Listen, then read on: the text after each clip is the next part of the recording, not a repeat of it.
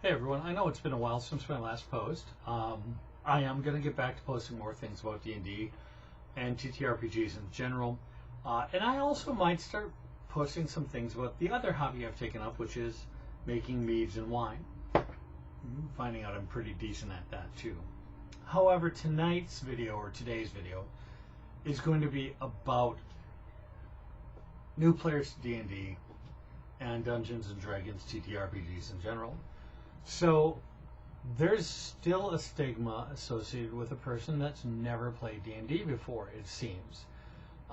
I've heard it other places. I've heard it from people that I've invited to play on my campaigns.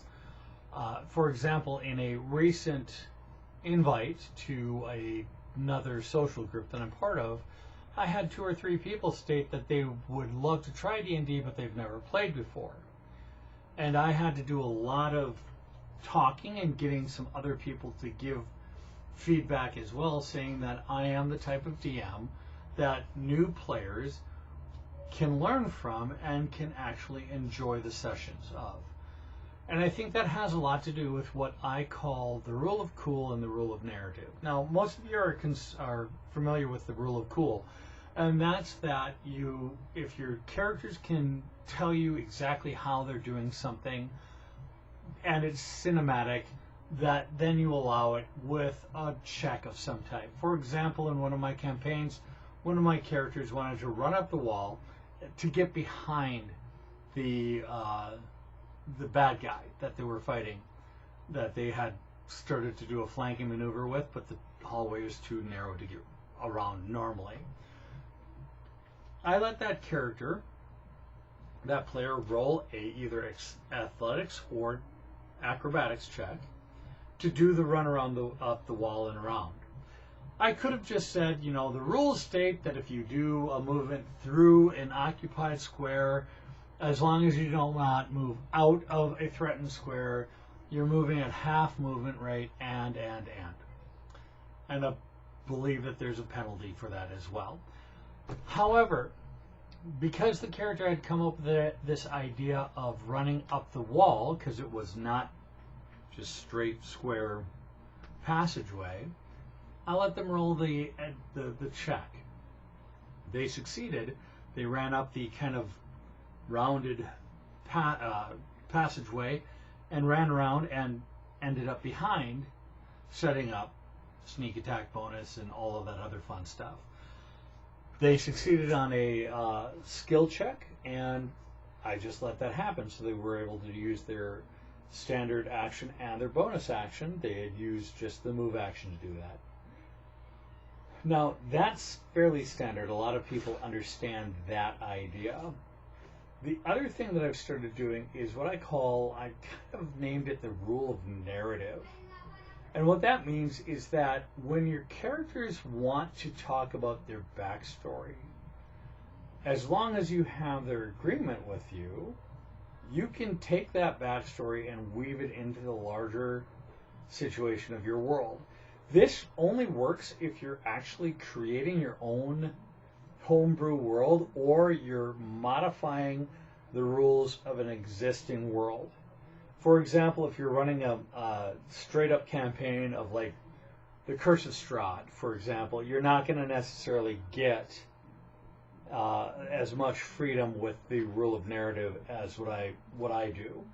So I generally run my own homebrew campaigns, and the rule of narrative says that whatever you stated in your backstory, as long as you and I agree, the DM, with your help, can integrate that into the wider world. As an example, this current campaign that I'm just starting, I just finished session 0. I'll go into that into another video at some point. But I just finished session 0. One of the characters is playing a nature path cleric. So there are some gods of nature in my homebrew.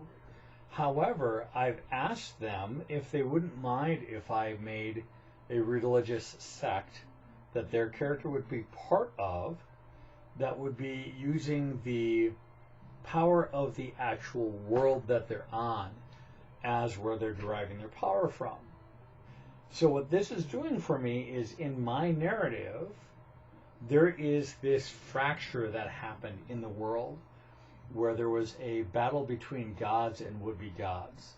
And what happened is the world basically has a scar on it of where all of the technology, the magic, and the godly power combined and exploded and caused a lot of different things to happen. If they agree to this, what I'm going to do is their religious sect is going to be set to try to heal that scar that they feel is damaging the world as a whole. They believe that the world itself is the god or goddess, and that if they cannot heal it, if they cannot do what they need to do to make it better, it will continue to sicken and will possibly even bring about some type of an Armageddon. So there's going to be an Armageddon prophecy and all that kind of stuff behind there. But I'm not going to do that and rob the player of their agency without floating that idea past them and getting their buy-in to it. Now, if I really wanted to, if I really, really, really needed that to be part of this story, which I don't because I have a different big bad in mind, but if I really needed to have that be part of this story, I could simply create another type of religion and basically make that the one, and create a god or goddess based on that, and make that the one that's, no, if we don't heal the world, it's going to cause all these issues. But for me, the best part of being a DM and creating these adventures for my players is working with them on their player agency and trying to incorporate what they think is an important part of their character into my world. Because since I don't have a set do this, this, this, this in order, I can go ahead and bring whatever they want into here.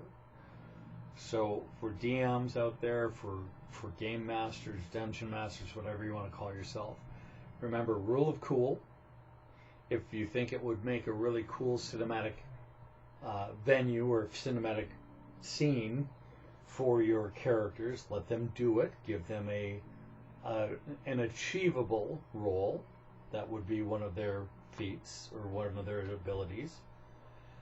And for rule of agency or rule of narrative, make sure that you spend some time and talk to your characters and say, or your players, and say, hey, your character has X. How can we weave that into the narrative? How can we make that work better? How can we make your player be one of the main characters in this story? So with that, I've been Madcap23, also known as Mike Heck. Hope that you all have a good rest of your day, and remember, always be kind, and love you all. Have a good night.